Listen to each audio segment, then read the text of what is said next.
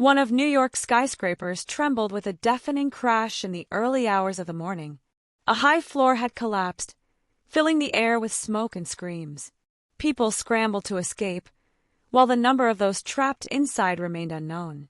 At the center of it all was Elijah Carter, but no one expected him to be there.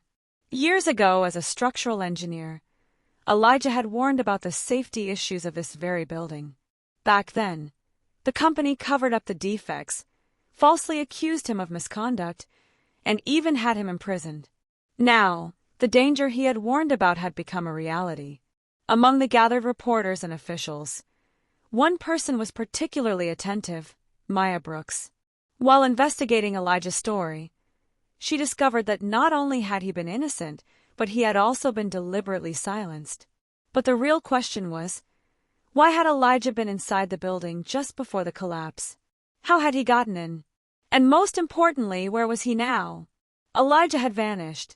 As the police, company executives, and the media pursued him, the true story behind this destruction began to unfold. This wasn't just a building collapse. It was the return of justice for a man who had been robbed of it years ago. And when Elijah returned, nothing would ever be the same again. Amidst the chaos at the scene, police scoured the debris, and rescue teams worked tirelessly to save the trapped.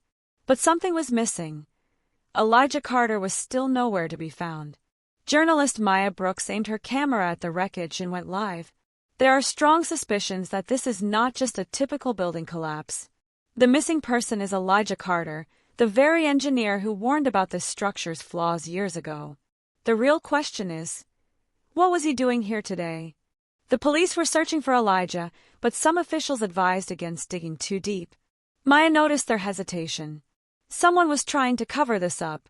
Moments before the collapse, Elijah was hiding in the building's control room. This was where all security systems, cameras, and emergency switches were located.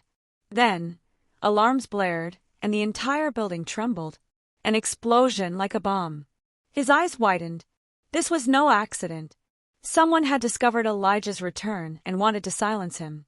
His only chance of survival was through the old maintenance tunnels. Crawling through smoke and debris, struggling to breathe, he finally made it out. His clothes were torn, his body battered, but he was alive. And he wasn't going to let this go. Maya began digging into Elijah's past records. She found something shocking. The building Elijah had warned about was part of a massive government-funded project backed by a powerful company, Hal & Company. Even more suspiciously, a high-value insurance policy had been signed for the building just days before the collapse. Someone had known this building was going to fall. As Maya continued her investigation, she uncovered a massive corruption scheme. And then, she noticed a crucial detail. In the original construction documents, Elijah Carter's name had been erased, replaced by another engineer's. Elijah hadn't just been framed. He had been erased. Elijah hid in a rundown motel, exhausted and fueled by vengeance. They had tried to kill him, but he was still standing. Maya quickly tracked him down. When she entered the motel room, Elijah still smelled of smoke. "Maya, we thought you were dead." "Elijah, that's what I wanted them to think." "Maya, the people behind this are powerful. If they find out you're alive." "Elijah, they already know." Just then, footsteps approached from outside. Gunshots shattered the silence. Elijah and Maya duffed to the ground as bullets ripped through the windows. The men chasing them were willing to do anything to keep the truth buried. But Elijah had a plan. Elijah and Maya headed to an old factory, one of Hal & Company's secret storage sites. Inside, they found computers containing documents that proved the collapse had been planned. The most damning evidence: a blueprint showing explosives had been planted inside the building. Elijah checked the security footage and froze. There, on the screen, was his former boss, Franklin. "Elijah, he's the one who did this." "Maya, how do we expose him?" Elijah smirked and pulled out a USB drive. "They thought they won, but I always keep backups." The next morning, Maya's news network broadcasted the evidence. Hal & Company's stock plummeted. The FBI raided the company. Franklin was arrested. And most importantly, Elijah Carter was no longer a criminal, he was a hero. But there were still unanswered questions. Who had planted the explosives? Who else was involved? Was Elijah still in danger? And the most chilling question, is this really over? Elijah Carter was now seen as a hero, but he knew it was all just an illusion. Franklin had been arrested, but the real masterminds were still out there. While the media celebrated Hal and Company's downfall, Elijah and Maya received an anonymous envelope. Inside was a security camera recording from the night before the collapse. As they watched, their blood ran cold. The building had been visited by a group of men the night before it fell. And one of them was familiar. New York City's Urban Development Commissioner, William. Elijah stood up abruptly. That man sat at the same table as Franklin. Maya was stunned. If the Urban Development Commissioner is involved, this isn't just corporate fraud. This could shake the entire city. They investigated further. The building's collapse wasn't just about insurance fraud. It was part of a massive real estate redevelopment scheme worth hundreds of millions of dollars. The goal?